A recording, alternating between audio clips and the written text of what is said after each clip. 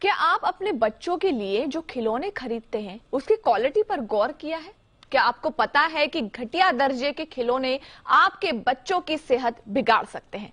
दरअसल सरकार ने बगैर BIS मार्क वाले खिलौनों पर सख्ती दिखाते हुए घटिया खिलौनों की बड़ी खेप जब्त की है।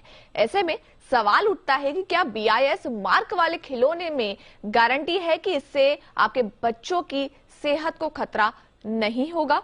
देखिए इस रिपोर्ट में।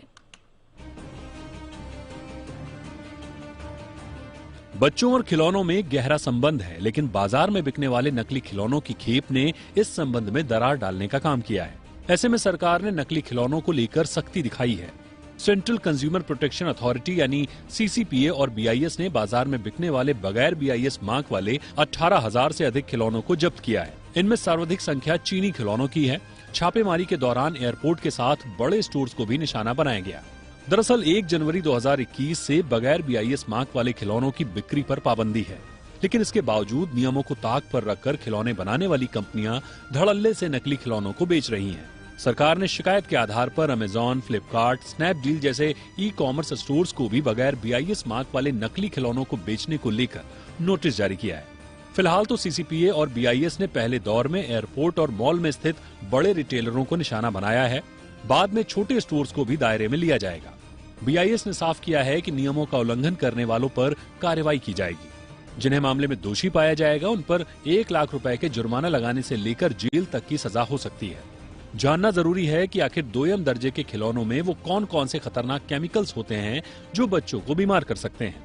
दरअसल खिलौनों को फायर प्रूफ बनाने के लिए ऑर्गेनोफॉस्फेट एस्टर यानी OPACE का इस्तेमाल होता है। इसके संपर्क में आने से बच्चों का IQ लेवल कम हो सकता है। साथ ही उनकी एकाग्रता और मेमोरी पर भी इसका असर पड़ सकता है। वहीं centre for science and environment की माने तो मुलायम प्लास्टिक से बने खिलौनों में थाइलेट नामक केमिकल होता है, जो बच्चों की किडनी और लिवर को प्रभावित कर सकता है। साथ ही थाइलेट के संपर्क में आने से बच्चों की हड्डियों के विकास में भी बाधा आ सकती है। चीन से आने वाले खिलौनों की खेप में तय सीमा से अधिक आर्सेनिक, लेड और पारा पाया गया है। इससे स्किन कैंसर का खतरा हो सकता है। द डेनमार्क टेक्निकल यूनिवर्सिटी ने भी अपनी स्टडी में पाया है कि बच्चों के 25% खिलौनों में ऐसे केमिकल्स होते हैं जो सेहत के लिहाज से खतरनाक होते हैं। फिलहाल तो सरकार ने बगैर नियम कायदे के बिकने वाले खिलौनों पर अंकुश लगाने के लिए कई और कदम भी उठाए हैं। खासकर सरकार ने करीब दोयम दर्जे के चीनी खिलौनों को बाजार में कम करने के लिए करीब 160 चीनी कंपनियों को BIS सर्टिफिकेट जारी नहीं किया है। वहीं देसी कंपनियों पर भी BIS मार्क का पालन करने पर दबाव बनाया है, ताकि सेहत खराब करने वाले खिलौने हमारे नौनिहालों को अपनी चपेट में न ले सकें। ब्यूरो रिपोर्ट, जी मीडिया।